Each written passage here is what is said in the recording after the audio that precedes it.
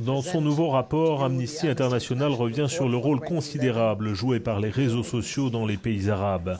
Mais l'ONG qui fête ses 50 ans met en garde. Internet est une arme à double tranchant. Si elle a permis à certains peuples de se libérer, les dirigeants menacés pourraient tout aussi bien l'utiliser pour asseoir leur pouvoir. Haitham al-Amhawi, tout comme son père Yassine, a connu les geôles syriennes pour avoir exprimé son opinion. Pendant 10 mois, dit-il, je n'ai eu aucune nouvelle de ma famille et elle-même ne savait rien de ce qui m'arrivait. J'ai eu une première visite après 10 mois d'emprisonnement. Pendant ce temps, j'ai été jugé, mais je ne savais même pas quel était le chef d'inculpation.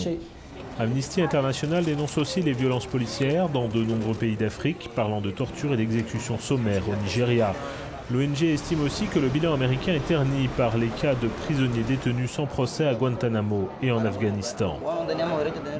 J'étais journaliste, explique Pablo Pacheco, ancien dissident cubain exilé en Espagne. J'écrivais ce qui se passait dans l'île. Je faisais connaître au monde la réalité que les Cubains vivaient. Cela gênait le gouvernement qui a donc fait emprisonner 75 dissidents. J'étais journaliste, d'autres étaient activistes.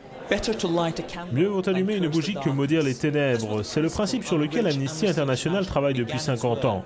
Dans son nouveau rapport annuel, l'organisation met en avant des violations des droits de l'homme aux États-Unis, en Chine, au Moyen-Orient. L'ONG assure qu'il y a encore beaucoup de travail à accomplir.